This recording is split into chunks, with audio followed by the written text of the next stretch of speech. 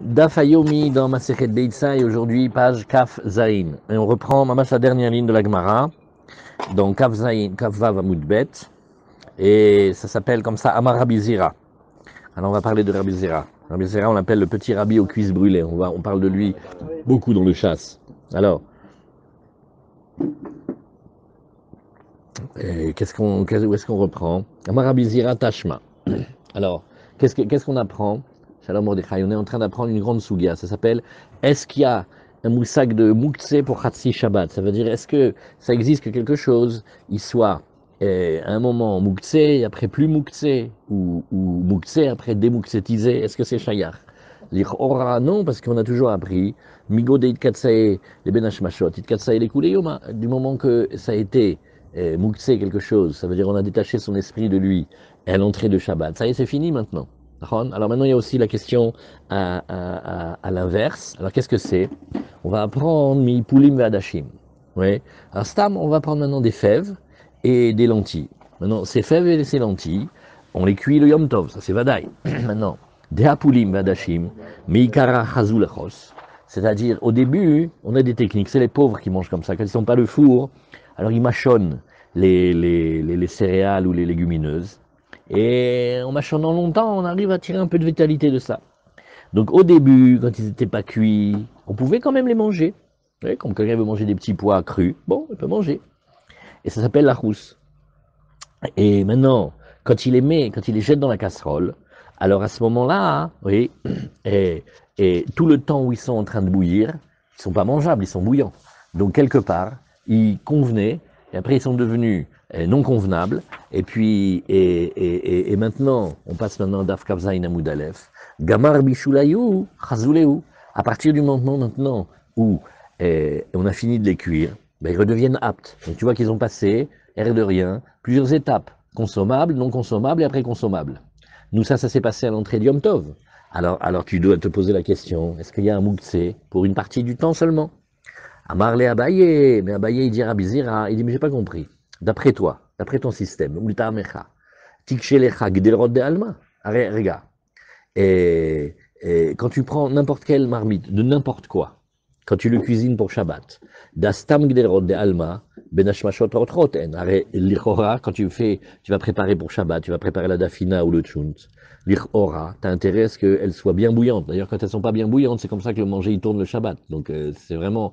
Alors là aussi, avant c'est potable. Pendant un moment, c'est pas potable parce que c'est bouillant. Et après, quand elles redeviennent mangeables, alors ça redevient mangeable. Pourquoi tu fais la question que sur Yom Tov? Même Shabbat, c'est comme ça. Et pas seulement pour les fèves et les lentilles. C'est vrai pour tout, en fait. Ou les rurta, al-chinan minayou. Et pourtant, dans chaque maison juive, tu vois qu'on mange. Et on n'a pas fait cette question-là de dire, ah là là, à un moment, c'était pas convenable. Tout manger, en fait. Pendant que tu le cuis, il est pas mangeable parce qu'il est bouillant. Et après, il devient bouillant. En fait, c'est une question sur la vie en général, dans tous les Shabbatot. Et là, Gamrou bide Adam lo kami bayelan. Alors il dit, regarde, moi j'aurais dit un autre critère. Quand la chose, elle se finit d'elle-même, oui, ben, c'est vrai qu'à un moment, certes, c'est pas consommable, d'accord. Mais il a la possibilité, oui, d'attendre et de le manger. Donc il a en tête que quand ça va être bouillant, il va attendre. En fait, tous les jours ça nous arrive. Regardez, tous les jours ça nous arrive. Le matin, ouais, on veut le café parce qu'on est camembert.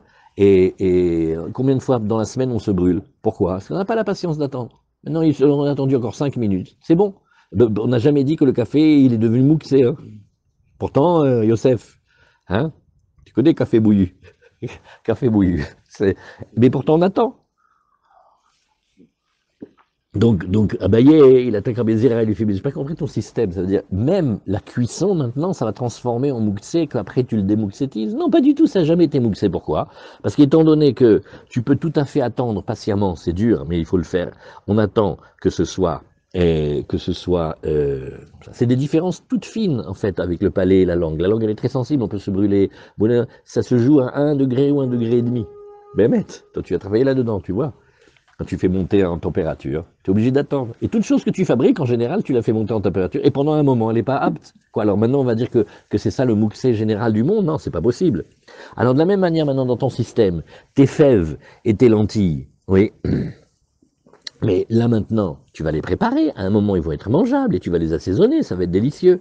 Donc c'est pas moukse, même quand ils sont bouillants. Donc je vois pas pourquoi hein, et tu as lié ça à la question générale de moukse pour une partie de Shabbat. Et kikami bayelan, gamrou bide shamay. Non. La question que tu soulèves, elle existe, mais pas dans ton cas. Très souvent, ils font comme ça les maîtres. La force, c'est de dire que ce que tu dis est vrai, mais pas exactement dans ce cas. Donc il faut modifier un tout petit peu, il faut faire ce qu'on appelle des shiputsim, il faut arranger un petit peu, et, et on va parler de d'autres choses. Viens, on va prendre les tomates séchées, les figues séchées et les raisins secs. Au début, ils sont parfaitement consommables. Quand ils vont devenir des raisins secs, ils sont parfaitement consommables, mais entre les deux, il y a comme une nécrose, comme une putréfaction. Ça veut dire il y a un talir intermédiaire qui fait que c'est parfaitement immangeable. Essayez, faites le test. Les tomates séchées, pendant les premières heures, les premiers jours, berk. Mais après, elles vont bien être séchées. Tu sais comment tu fais? Tu mets un petit tissu de dentelle dessus, comme ça, les mouches, elles viennent pas mettre leurs œufs dedans. Comme ça que tu fais les bonnes tomates séchées, pareil. Et il y a une étape où là, tu ne peux rien faire. Dans le cas des fèves, attends 5 minutes, une fois qu'elles sont sorties du courbouillon. Qu'est-ce que c'est, Youssef, le courbouillon? Pourquoi on l'appelle le courbouillon, d'ailleurs? Vas-y, viens qu'on se détende un petit peu. Quoi, tout le temps, on va étudier? Allez, vas-y. C'est quoi, Youssef, le courbouillon? Bouillon, normalement, c'est euh, des légumes qu'on a mis à la vapeur Ouais, et une partie on la prend, on garde les, euh, les légumes entiers ouais. et une autre partie on broie et on met les légumes dans Je le. t'adore, mais quel kiff de parler cuisine avec toi, Youssef. Ah là là, tu vas nous faire un sioum, Bezrat Hashem. Sur les 25 000 marseilletot là qu'on n'a pas pu faire le sioum depuis qu'il y a les nouveaux modernes là. Ah, Hazak. Donc, alors là, Bémet, étant donné que tu sais que ces raisins et ces figues vont être parfaitement immangeables et tu n'as aucun moyen d'arranger, si ce n'est d'attendre que le soleil il ait fait patiemment son travail, là je suis d'accord. Parce que là, Bémet, tu as le cas d'un fruit qui était parfaitement consommable. Oui, et cette question, elle existe aussi avec le vin, les raisins que tu as mis ou les olives que tu as mis dans le pressoir. À un moment, c'est pas consommable. Donc, Bémet, et là, tu ne peux rien faire. Tu n'as aucun moyen hein, de rattraper. Par contre, les fèves et les lentilles, tu m'excuses, une fois que tu les as fait bouillir, tu les sors et tu attends 2 minutes et tu peux les manger.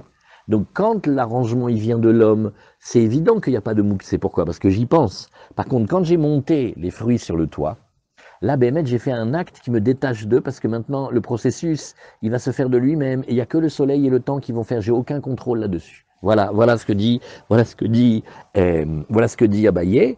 Et donc, maintenant, maintenant, la Sheela qu'on avait avec Hillel au début, c'était, bon maintenant, ces fruits-là sont devenus maintenant secs. Oui. Alors, est-ce que ils vont être mouktsés de tout le Shabbat ou pas? Et Inechina, mais cette question, elle est restée pas répondue. Azrabi Udanasya avait Leaou Burna. Burcha, pardon. Alors, qu'est-ce qu'il avait? Il avait un Bechor. Alors maintenant, on révise rapidement le dîme de Bechor. Quand il y a le Bet Amikdash, c'est facile, il va en Korban. Et, et il va en Corban. Et quand on est bismanazé, qu'on ne peut pas l'approcher, alors on n'a pas le droit de le manger tant qu'il n'a pas attrapé un défaut. Vous vous rappelez, on a vu une fois une Gemara, il y avait un soldat romain, il a vu un bouc, on aurait dit Bob Marley fois 1000. Il avait mais, de la laine, mais qu'est-ce que c'est ça? J'ai jamais vu ça. Il y a, ça c'est un Bechor aujourd'hui, comme il n'y a pas le Beth Amikdash parce que vous, bande de Romains, vous nous avez cassé le temple, donc on ne peut pas l'approcher. Donc on attend qu'il attrape un défaut. Et il n'a pas voulu attraper de défaut. Et comme on n'a pas le droit ni de le tondre, ni de le traire, ni de rien du tout, eh ben il est devenu Bob Marley, il était devenu un Bechor Rasta. Voilà. Qu'est-ce que tu veux qu'on fasse? Alors, donc lui, il avait un bourra. Donc il avait un Bechor, un premier-né d'animal. Chadré les kamé de Rabbi Ami. Ouais, et alors qu'est-ce qu'il a fait? Il avait remarqué qu'il y avait un petit défaut. Mais seulement lui, il n'est pas un spécialiste. Alors il a envoyé chez Rabbi Ami, parce que Rabbi Ami, il était c'est un métier extra pour un juif. On peut se promener. C'est un métier, on l'a dans notre tête. Et là où tu vas, les gens t'engagent, ils te payent un bon salaire et tu dis s'il a un défaut, est-ce que c'est juste une petite conjonctivite ou peut-être un défaut plus grave dans l'œil, etc., etc. Alors il sait voir les défauts. Mais maintenant, donc il a envoyé vérifier, voir s'il avait un défaut qui était un défaut fixe. Savar de l'Oemir Zeye, oui, mais il dit, mais doucement. Rabbi Shimon dans la Mishnah, Il nous a dit, ah non, non, non, non, c'est pas Mina Mouchan. Pas parce que c'est Mouktsé, parce que Rabbi Shimon nous savait par cœur maintenant qu'il tient pas Mouktsé, mais il dit, mais regardez, un animal, c'est comme faire un arrangement, c'est comme réparer un objet, parce que c'est un petit peu comme l'interdit de faire siéger le Beddin. Il y a une xérate de peur qu'on écrive, il y a des fois qu'on va expliquer que c'est parce que c'est comme un tikkun, donc il voulait pas. Amar les Rabbi Zrika, Veitima Rabbi Yeremia, mais Rabbi Zrika, ou certains vont dire que c'était Rabbi Yeremia plutôt, ils disent à Rabbi Ami, il dit Rabbi Yehuda vers Rabbi Shimon. Allah et Rabbi Yehuda. Il dit, mais attends, de quoi tu as peur? Tu as peur parce que Rabbi Shimon, il a dit que non. Mais nous, on a un principe que entre Rabbi Yehuda et Rabbi Shimon, oui, et puisque tu vois ici que Rabbi Yehuda et Rabbi Shimon, ils sont en désaccord, et que Rabbi Yehuda, c'est lui qui permet d'examiner le Bechor, le Yom Tov, eh ben, on a le droit. Hadar Shadre les Kameh de Rabbi Yitzhak Nafra. Bon, qu'est-ce qu'il a fait? Rabbi Yehuda Nassia, il a envoyé le Bechor devant un autre maître, devant Rabbi Yitzhak Nafra.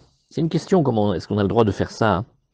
Et est-ce qu'on a le droit? Ça veut dire, normalement, on n'a pas le droit de poser la question à deux maîtres différents. Mais là, comment ils expliquent? Ils disent que quand le premier, il ne veut pas rentrer dans la question, ça s'appelle pas qu'on a été le voir. C'est comme si c'était pour rien, tu vois. Par contre, s'il a regardé, il t'a dit que c'était permis ou interdit, ne fais pas le lourd d'aller poser une autre question parce que tu te mets dans un grand safek, après il faut aller voir un troisième, c'est très compliqué. Alors, Savar Delon le Mirzaye. Et lui aussi, qu'est-ce qu'il a dit? La première approche, c'est de dire, mais on fait pas la bdika le Yom Tov. C'est comme Rabbi Shimon. Amaré Rabbi Yeremia Veitima Rabbi Zrika. Et regarde, Rabbi Yehuda et Rabbi Shimon, Rabbi Yehuda, je comprends pas pourquoi tu fais une histoire. Parce que tu as peur de la vie de Rabbi Yehuda, mais de Rabbi Shimon, mais nous, on sait qu'on va comme Rabbi Yehuda. Et Rabbi Yehuda, il permet de montrer. Amarle Rabbi Abba, Maïta Maloshaviktenehu, les Rabbanan les Me'abad Uvda et Rabbi Shimon. Il dit, pourquoi tu laisses pas les Chachamim faire comme Rabbi Shimon la Chumra? Amarle ve'at ma beyader, et dit, regarde, regarde.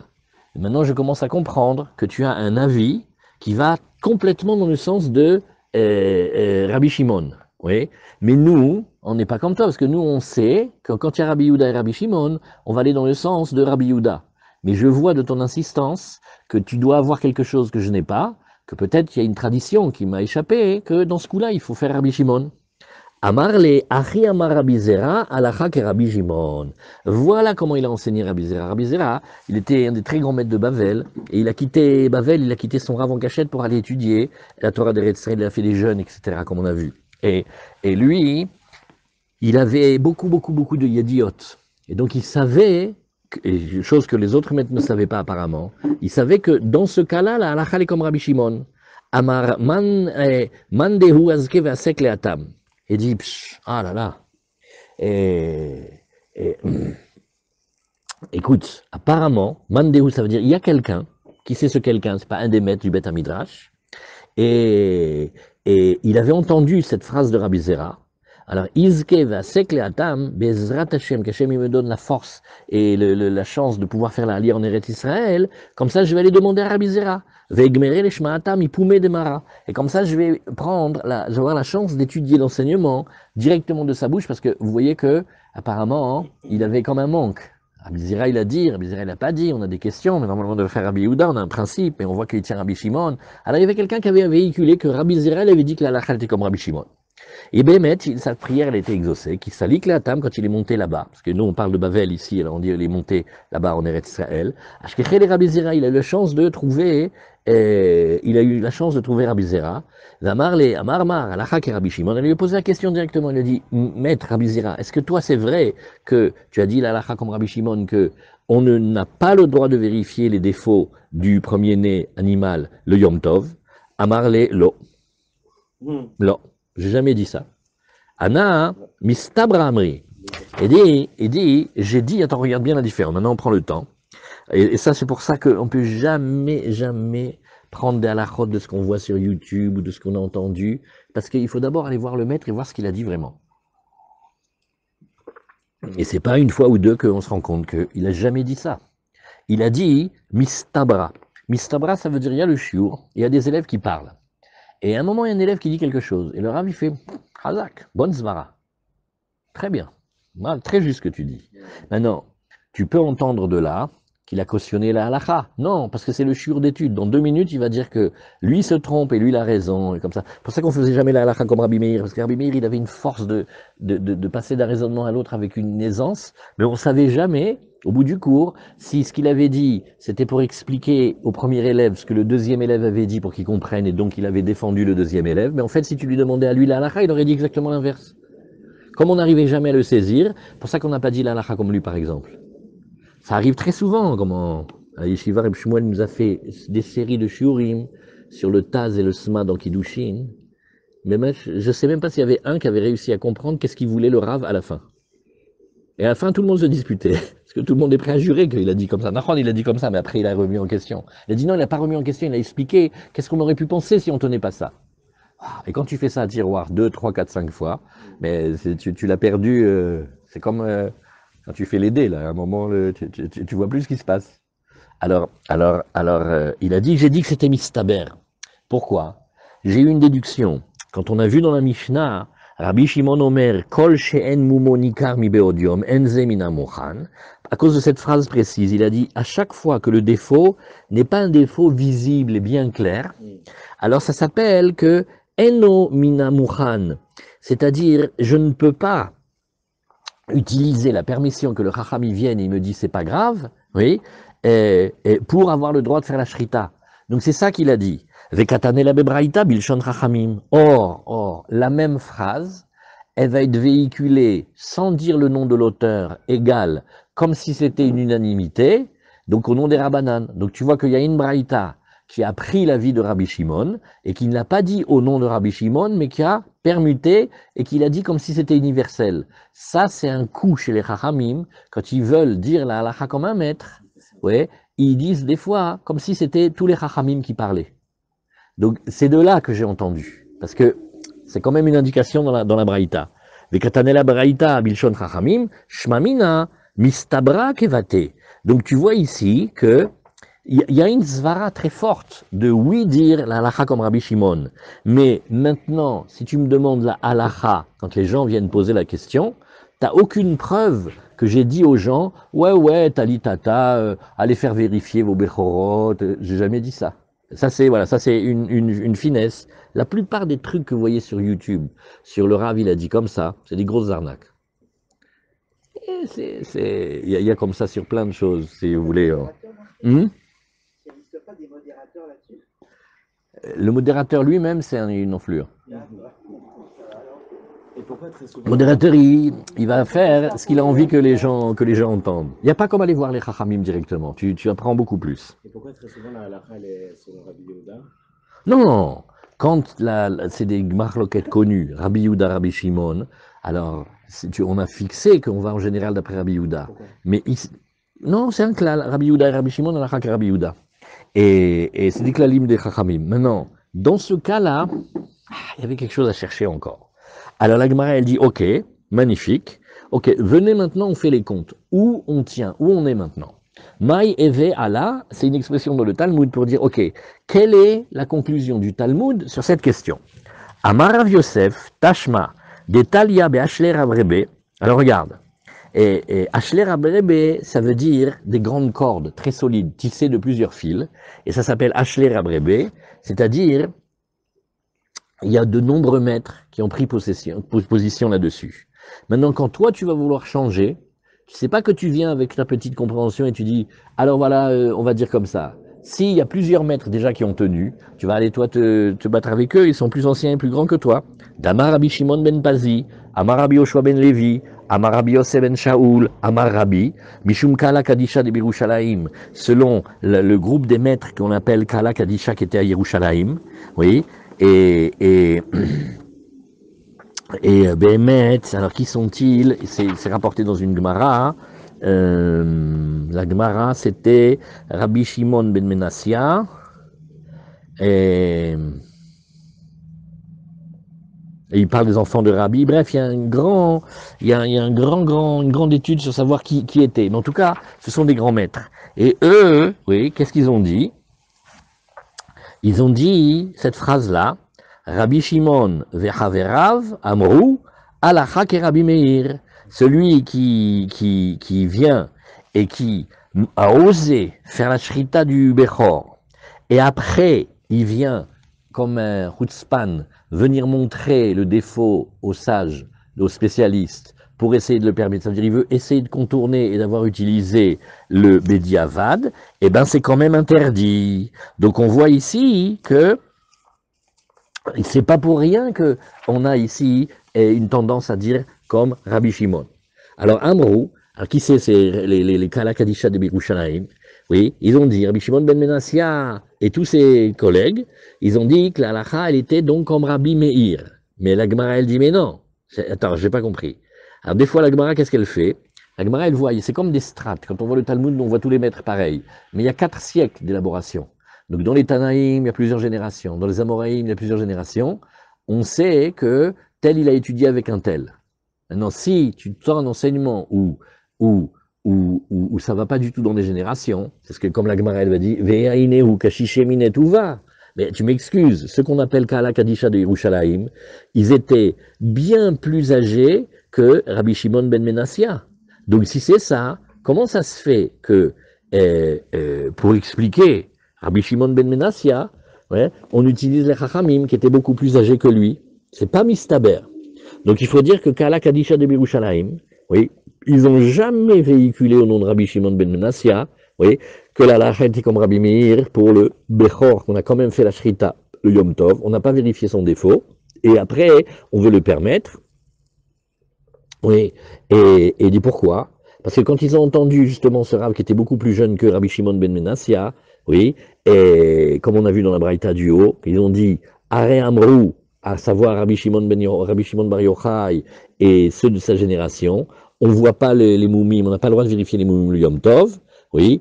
Alors, et eux, ils l'ont dit, Beshitat Rabbi Meir Amroa. C'est-à-dire, cette halakha qu'on ne voit pas les défauts le Yom Tov, oui, que vous dites au nom de Rabbi Shimon Bar Yochai, en fait, elle a été dite d'après Rabbi Meir, par rapport au cas du Bechor qui a été, et on a contourné, on a quand même fait la Shrita, et après, on a essayé de le faire vérifier. Donc déjà, c'est pas exactement le même cas. D'Etnan. Alors pour voir ça, il faut voyager dans ma Sechet Bechorot. Jusque là, ça va, Michel, tu suis? Ok. Alors, Ashochet et Bechor, ve'achar kar ira et mumo, ouais. Et maintenant, il a d'abord, ça veut dire, il a pris une liberté. Il a fait la shrita du Bechor. S'il avait été posé la question, mais peut-être on leur aurait dit, mais ça va pas la tête. Et après, il trouve un spécialiste. Et le spécialiste, il veut, bon, ça s'appelle un défaut qui est un défaut permanent. Et donc, rétroactivement, ce qui s'est passé était correct. Rabbi Yehuda Matir, Rabbi Yehuda, il dit, écoute, Rabbi Yehuda, il dit, non, c'est pas bien ce qu'il a fait. Mais maintenant, on ne peut pas interdire la viande à manger, puisque Sarakol, cette bête, elle a depuis toujours, elle avait un défaut. Déjà hier, elle avait un défaut qui était un défaut permanent. Donc on ne voit pas pourquoi on interdirait. Et Rabbi Meir Omer, O il venishrat shelo alpi mumche asur. Et lui, il dit comme une amende, il dit, étant donné qu'il a enfreint et qu'il a osé faire la shrita sans l'avoir montré d'abord, eh bien, on va le laisser sur sa présomption que la bête, elle n'était pas encore permise. Alma Kassavar Rabbi Meir, oui, Reyat Bechor, Lav Kereyat Trefa. Et donc, qu'est-ce qu'on voit ici? Ça, c'est un nouveau sujet. On va dire que regarder et examiner le Bechor, oui, n'est pas aussi facile à permettre que vérifier les tréfotes. Oui, parce que quand on fait même la shrita d'une bête pendant le Yom Tov, c'est pas parce que c'est Yom Tov et qu'il y a la mitzvah Simchat Yom Tov qu'on vérifie pas. On va quand même, par exemple, vérifier les poumons, on va regarder comme ça, on va faire quelques examens qui sont mentionnés.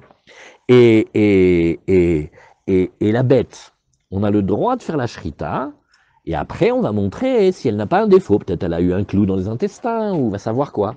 Et la BML, j'ai le droit de faire la shrita de la bête, et de la faire vérifier après, parce que c'est un issour kal, parce que rov behemot ksherot, etc. Par contre, dans le Bechor, c'est une halakha spéciale. On n'a pas le droit de faire la shrita tant que le mumche nous a pas dit qu'elle a un défaut permanent. Oui. J'ai pas compris le défaut, de toute façon il est visible qu'une fois que la shrita elle a eu lieu. S'il y a un défaut. Non, mais le même défaut que ce qui serait un défaut qui invalide le Bechor, si tu regardes par rapport à la tréfout, ça veut dire si c'est la bête elle est kshera ou pas, tu as le droit de faire la shrita, mais quand c'est un Bechor, à part ça, tu as une autre question, c'est qu'il faut d'abord le montrer à un spécialiste. Avant de faire la shrita. C'est assourd. Tu peux pas te permettre de faire la shrita. Mais qu'est-ce qu'il peut voir le spécialiste?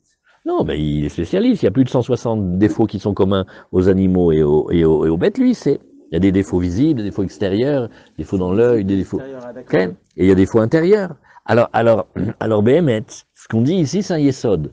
Bien que dans les deux cas, on amène un spécialiste et il regarde des défauts qui vont être des défauts dont on ne sait pas si c'est des défauts passagers ou permanents, à situation égale, si c'est pour une bête normale, on a le droit de faire la shrita, de faire vérifier après.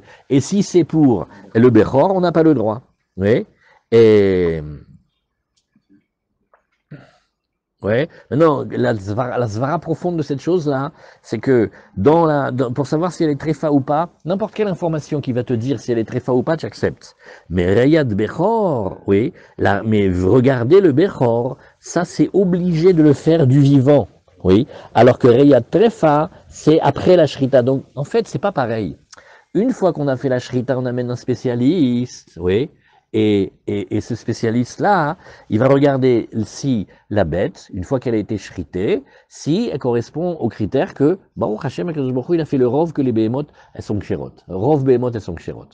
Maintenant, on vérifie. Mais dans le Bechor, il faut le regarder de son vivant. Et tant que le spécialiste l'a pas regardé du vivant, ouais, on n'a pas le droit de faire la shrita, donc ça n'a aucun rapport. Umina, de là tu peux apprendre que Reyat Prefa, Afilu Beyom Tov, et Reyat Bechor, Mirev Yom Tov. Maintenant, l'incidence, la nafkamina directe de cette étude-là, c'est de dire que, une fois que tu as fait la shrita de la bête, eh bien, maintenant, tu amènes un spécialiste pour voir si elle est tréfa, tu peux tout à fait le faire et tu vas tout à fait le faire le Yom Tov. Oui. Pourquoi? Parce que c'est pas ça qui permet la bête. C'est une vérification, il faut vérifier. Tandis que la Rayat Bechor, oui, qui doit être absolument maintenant la veille du Yom Tov, c'est elle qui va fixer la permission. Oui, et c'est elle qui va instituer le statut de bête avec un défaut permanent ou pas. Et si c'est un défaut permanent, ça va permettre la shrita. En deux mots, la vérification de Trefot, c'est pas ça qui va nous permettre la shrita, alors que la vérification du Racham dans le Bechor, c'est lui qui va nous permettre. Donc, Bikitsur, aucun rapport. Donc, Rav Yosef, qu'est-ce qu'il vient te dire ici? Quand on t'a dit qu'on n'a pas le droit de regarder les défauts de Bechor, le Yom Tov, eh ben, c'est pas Stam un maître qui a dit ça. Tu vois que c'est Kala Kadisha chez Beishu Yerushalayim, Rabbi Shimon ben Menassia, et eux ils interdisent au nom de Rabbi Shimon, ils disent on ne fait pas d'examen de Bechor le Yom Tov. Alors que Rabbi Meir, lui, il a dit que quand le Bechor, on a fait la shrita, mais avant qu'on fasse vérifier le défaut, ça reste interdit. Et tout le monde est d'accord avec ça. Donc on voit que Rabbi Yehuda, qui permet l'abdika du Bechor après la shrita, en fait, il est tout seul contre tout le monde.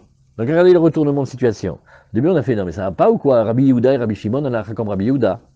Oui, mais là ici, tu as tous les maîtres du monde de Yerushalayim qui sont contre, oui, et qui tiennent en fait Rabbi Shimon, et il n'y a que Rabbi Yehuda qui est tout seul. Donc dans ce cas, c'est plus Rabbi Yehuda, Rabbi Shimon, c'est pratiquement tous les maîtres qui sont contre Rabbi Yehuda. Tu comprends pourquoi Rabbi Zera il était fin comme ça? Au début on ne comprenait pas. Amarle Abaye, waouh, Atu Atam Beroim Mumin pligé, Beknasa pligé. Non mais attends, il y a un truc qui fâche Abaye avec Rav Yosef, c'est que dire, attends, toi tu es en train de me présenter comme si tous ces Tanaïm, ils discutaient, est-ce que Bichlal, le fait que le Chacham, il regarde et qu'il instaure il décrète le statut, ouais, c'est sa décision. Pas du tout. Il y a une autre discussion, c'est de savoir, Beknasa pligué. Ils sont en train de discuter, oui, sur le fait qu'il y ait quelqu'un qui est un contrevenant. Parce que s'il avait bien fait les choses, il aurait d'abord été demandé au Rachamim s'il avait le droit de procéder à l'examen. Monsieur, il nous fait d'abord la shrita, et après, il vient poser la question. Il a transformé Alechatrila en Bediavad, et il vient. Il y a un autre débat. Est-ce que celui-là, on le met à l'amende ou pas? Mais c'est pas parce que la vision du Racham, c'est ça qui décrète. Non, peut-être pas. C'est parce que c'est une question de knas. D'Amaraba Barbachana, Amarabi Yochanan, oui, et Bedoukin Shebeain, Kula Almal Opligé d'Asu. Maintenant, on va regarder alors des défauts qui sont ce qu'on appelle une ou un, je ne sais pas comment on dit, T dans l'œil. T-A-I-E. C'est un défaut dans l'œil. Maintenant, ça, c'est des défauts sur lesquels il faut être vraiment un grand spécialiste. Et donc là-dessus, tu prends Rabbi Yehuda, tu prends Rabbi Meir, oui, quand on a un Bechor, et on a osé prendre cette liberté-là de faire la shrita avant qu'on le vérifie, et on dit que c'est assourd. Mishum de Mishtanin. Regarde, là, ce défaut dans l'œil, tu dois regarder la bête vivante, parce qu'il y a comme une vitalité dans l'œil. Quand la bête, elle est morte, elle a un œil éteint, et tu vois pas bien la différence. Tu comprends? Quand c'est tréfa, si elle a un clou dans les intestins parce qu'elle a été mangée chez les Bédouins, hein, ouais, dans le sud, si vous voulez acheter des petits chevreaux magnifiques, il y a des Bédouins qui les vendent 100 shekels. Eh ben les rabbinim de Djerba du sud là-bas, hein, ils connaissent ces bêtes-là. 100%, 1000% les tréfas. Parce que comme ils mangent dans les décharges, ils avalent des bouts de verre et des clous, et tous les intestins, ils sont percés. Donc 100 shekels, là, la SPA, quoi. Donc dans un cas comme ça, hein, vous voyez, le clou, tu vas le voir aussi bien de son vivant que après. Ça change pas, et tu sais qu'elle avait un clou dans le ventre. Par contre, être capable de distinguer des lueurs et des taches fines à l'intérieur de l'œil qui vont peut-être se transformer en défauts fixes, tu peux pas les voir une fois qu'elle est morte. Donc quand monsieur il vient, il fait la shrita, il essaye de permettre, c'est comme s'il a fait la shrita de la bête, il fait j'ai pris son pouls, il n'y a plus de pouls. Hein. Elle est intelligente celui-là. Tu as compris? Oui. Par contre, qui pligue, et là c'est sûr qu'on ne discute pas. Pourquoi? Parce que c'est Bevadaï que quand il a été regardé, ce défaut-là après coup, ça sert à rien et c'est stupide. Qui pligue, Bemoumine chez Bagouf. Quand est-ce qu'il discute? Dans les défauts qu'il y a dans le corps. Oui. Alors là, c'est-à-dire, tu vas voir, l'oreille, elle a été sectionnée. C'est-à-dire la bête, elle a été trop s'approcher des barbelés, elle s'est coincée la tête, et ça l'a coupé par exemple un petit bout de l'oreille, du lobe de l'oreille. Rabbi Meir savar gazrinan mumim shebagouf atou mumim shebeain. Alors qu'est-ce qu'il dit Rabbi Meir? Il fait non, je veux rien savoir. Ne commencez pas à vouloir me permettre les défauts qui sont évidents, parce que vous allez permettre l'oreille. Après vous aurez un cas dans l'œil et vous ne saurez pas faire. Donc je préfère fermer toutes les portes. Alors que Rabbi Yehuda savar, Rabbi Yehuda lui au contraire il tient. Rabbi Yehuda qu'est-ce qu'il tient? Lo gazrinan, il dit non, chaque défaut, on fait confiance. Quand ça sera un défaut dans l'œil, on va être très vigilant. Quand ça sera un défaut dans l'oreille, si on voit que l'oreille est coupée, ben elle est coupée. Amar Nachman bar Yitzhak, matnitin nami daika. Si tu fais bien attention, tu vas voir que dans notre propre Mishnah, tu peux déduire cette chose-là. Dekatane, Rabbi Meir Omer, oil venishrat shelo alpi mumche asur. Qu'est-ce qu'il a dit Rabbi Meir? Il a dit une phrase. Si on écoute bien cette phrase, qu'est-ce que tu vois? Que cet homme-là, il a fait la shrita du Bechor et il n'a pas demandé aux spécialistes. D'accord? Et c'est la raison pour laquelle on l'a interdite. En fait, qu'est-ce que c'est? Tu vois clairement, c'est une amende. Le même cas s'il était venu demander, on a dit attends, on va voir. Mais monsieur, il contourne, ça veut dire il triche. Alors là, avec celui-là, on peut imaginer que les Chachamim l'ont mis en amende. Ouais. Mais pourquoi c'est pas un Bechor? Si l'animal c'est pas un Bechor. Non, si c'est pas un Bechor, il n'y a pas besoin de le montrer. Oui, mais si après l'avoir. Non, alors ça c'est l'abika classique des shritot. On a le droit de faire une shrita. Et s'ils voient la tête dans l'œil, ils peuvent pas voir la tête dans l'œil parce que l'animal est. Non. Le thé dans l'œil n'abîme pas la cache-route de la bête. Tu as le droit de la manger. Tu peux acheter un charolais et il a l'oreille un peu coupée. Tu sais, il leur met des poissons comme ça. Ça abîme l'oreille. Pour le korbanot, on n'aurait pas le droit. Ok, c'est une viande, ça va coûter une fortune. Elle est tout à fait cachère. Le Bechor, c'est comme un korban et il a des défauts qui sont beaucoup, beaucoup plus sévères que la shrita habituelle. Oui.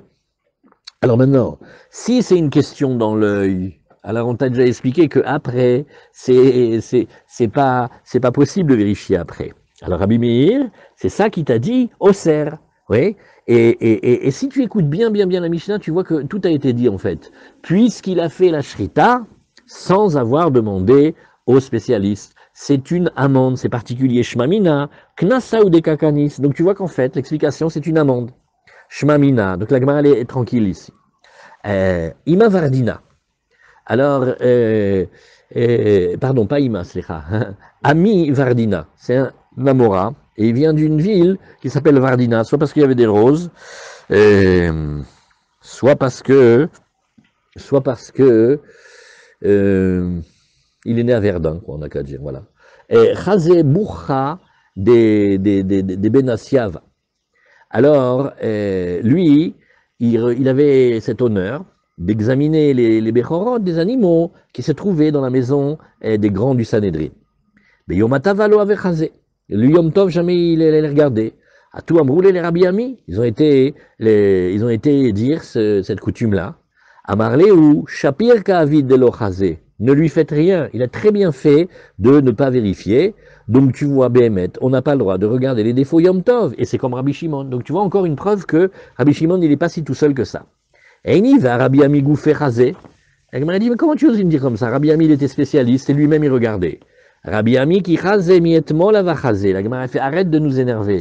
Rabbi Ami, regardez, mais il venait avant Yom Tov. Tu l'as jamais vu amener pendant le Yom Tov. Donc ne commence pas à mélanger les cas, oui, et il le faisait pas. Ube Yom Tov, shiule kamasheile, achiava uvda, et Yom Tov, parce qu'effectivement on l'a vu quand même parler avec les maîtres. Donc on voyait que Yom Tov, il discutait des moumim. Non, l'oreille n'était pas tellement abîmée, c'était pas tellement grave, etc. Donc, alors arrête de dire non plus qu'il regardait pas, puisque on voit qu'il parlait avec les Chachamim. Alors il dit non, il parlait avec les Chachamim de comment hier il avait vu et qu'est-ce qu'il pensait depuis hier, mais pas depuis aujourd'hui. Qui a des Gavra, tout comme la Gemara, elle amène une histoire avec quelqu'un. Daïté Bouchal, et Kamed Rava, il avait amené justement un Bechor pour le vérifier. Et devant Rava, à Pania des Malé Yom Tatava, et c'était Bidiouk la veille de Yom Tov. Aveyativ Rava, avec un Chaïf Reché. Alors, qu'est-ce qu'il faisait? Et il était en train de laver la tête, c'est-à-dire que c'est une mitzvah de se laver et la tête avant le Shabbat, avant le Yom Tov. Et d'aller les moumé, il a levé la tête légèrement, il a regardé au défaut. Amar les ilaïdna veta les machar, il a dit non, écoute, ne reste pas maintenant, mais viens demain. Ouais. Et pourquoi? Parce qu'il y en a encore une autre histoire, mais ça vous le savez déjà. L'autre histoire, elle est que c'est une grande épreuve, un Bechor Bismanazé. Parce que normalement, c'est pour le Kohen. Pas le Beth Amikdash. Donc il faut attendre qu'il ait un défaut. Et on a vu dans certaines Gemarotes que parfois on pouvait soupçonner certains Kohanim d'aider la bête à attraper le défaut. C'est-à-dire, qu'est-ce qu'il fait? Il va mettre de la pâte ou des choses que la bête elle a mangé dans les cactus et dans les fils de fer barbelés. La bête, c'est pas. Elle va rentrer la tête là-bas et après elle va dire c'est dingue, Mina Shama, il me regarde, c'est coupé l'oreille. J'ai rien fait moi. Donc quand il n'a pas répondu tout de suite, il a dit regarde, celui-là c'est un Kohen, ouais, mieux vaut le vérifier à deux fois. Qui a Talemachar quand il est venu le lendemain, et c'était Yom Tov, Amar, Riava Ouvda, dis-moi, explique-moi comment elle a attrapé le défaut, cette bête-là. Amar Leavacha Dian Saare Be'ar Gissa Dehutsa. Bah, tu sais ce qu'on faisait, nous, on avait l'habitude, on jetait des grains d'orge de l'autre côté, de là où il y a les épines, Vavei ou Beidar Gissa, et la bête, on les mettait de l'autre côté, et bien, les Michal, au moment où elle voulait manger, qu'est-ce qu'elle faisait, la bête? Aïd Recha, Farte, Utsa les svaté, et elle s'abîmait avec les épines dans la commissure des lèvres. Et quand la bête, elle a la commissure des lèvres, c'est le coin des lèvres abîmé, c'est déjà un défaut. Pas pour la cache-route, hein. Une cache-route, t'as le droit d'acheter un mouton balafré, hein. Il y a tout ce qu'il faut. Mais pour le korban, non. Voilà, bravo, il a. Azamarle, Dilma Adgarmale, et Amarle, lo. Alors, le Kohen, il a dit non, mais ça, c'est ce qui s'est passé, mais moi, je l'ai pas fait exprès.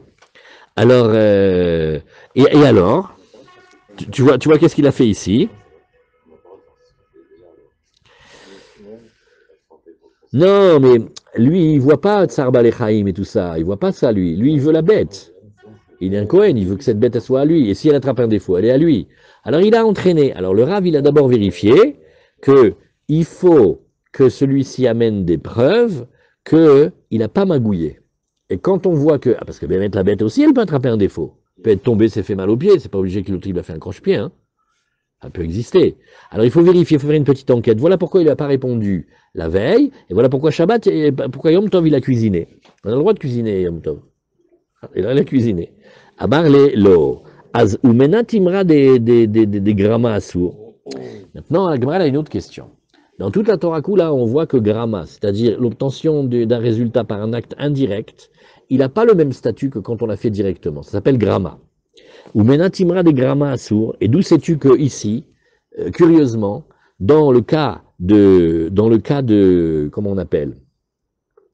Dans le cas de notre Bechor, on voit que même quand il n'a pas pris un couteau, il n'a pas coupé l'oreille de la bête, il n'a pas abîmé les lèvres, mais il a fait quelque chose qui entraîne que la bête, elle s'abîme, d'où sait-on que c'est déjà interdit? Alors, c'est parce qu'il y a marqué dans la Torah, oui, Mum lo yebo. Il y a marqué qu'il ne faut pas qu'il y ait un défaut sur la bête. Même si, oui, même si c'est pas toi qui as entraîné directement le défaut, mais le défaut il est venu de manière indirecte, ça sera déjà interdit. Ça,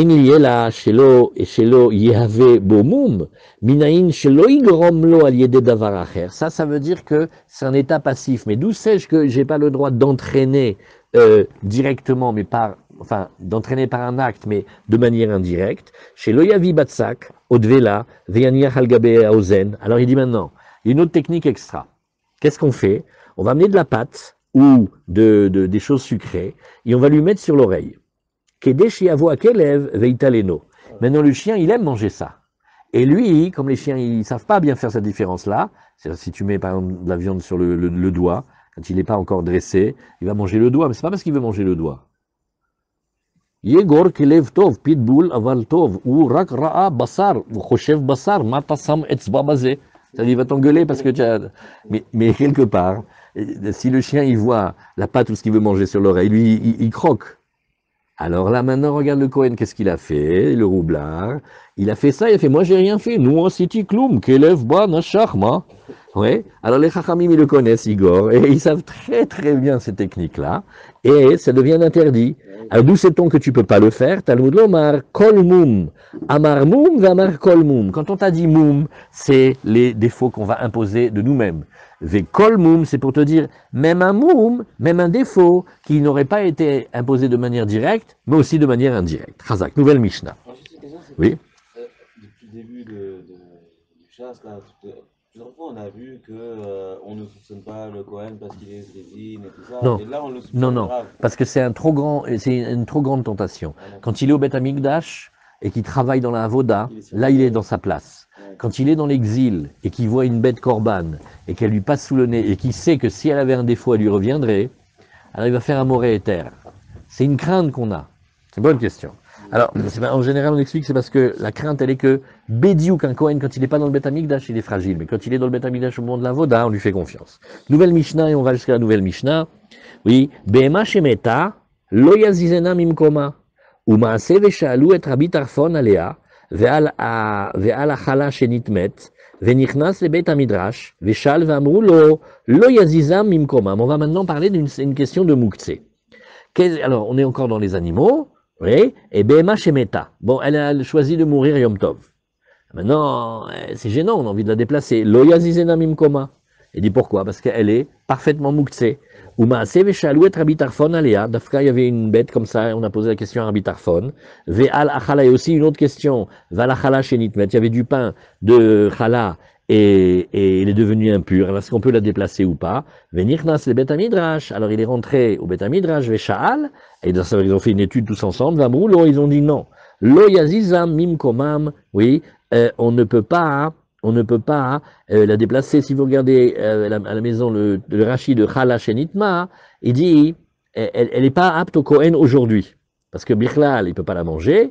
Et pour la faire brûler, s'en servir comme combustible, ou même pour la donner à manger sans son chien Yom Tov, c'est interdit parce qu'on n'a pas le droit de détruire des Kodashim Tmeim pendant Yom Tov. Et même en le faisant manger par la bête, parce qu'on a entendu qu'on a déjà appris ça, une Sorfim Kodashim et Yom Tov. Ouais. Alors, de ce développement-là, vous regarderez la suite de Rashi, on ne peut pas faire ça. Le Gemara nous dit, Limatnan Stama de Rabbi Shimon, Lichora, ouais, ça c'est pas comme Rabbi Shimon, regarde dans la Braïta, on a vu des Tanya, Rabbi Shimon Omer, Mechatrin atadlouim lifna behema. Quand les animaux n'arrivent pas à manger, on a le droit de leur couper les citrouilles et les courges, tout ça, devant la bête, pour qu'elle puisse manger. Ah, peut-être c'est très fatigant et tu vas dire ça correspond pas à la notion du Yom Tov de pas faire des choses pour se fatiguer. On a quand même le droit. Vetanevela lifna klavim, et on a le droit aussi de couper la viande pour les chiens. On a déjà expliqué qu'on voit un endroit, c'est les chiens qui savent pas très bien se débrouiller tout seuls. Rabbi Yehuda Omer, im lo haïta nevela mi erev Shabbat, Asura lui dit mais attendez, avant de parler du problème de Tircha, ouais, si elle n'était pas déjà nevela, ça veut dire qu'elle n'était pas déjà morte la bête avant, elle est bichlal, elle est mouktsé, on la touche pas, ça n'a rien à voir avec se fatiguer ou pas, on la touche pas. Ouais. Et Afilou Tema Rabbi Shimon, la Gemara a dit non, ça si tu veux je peux te répondre.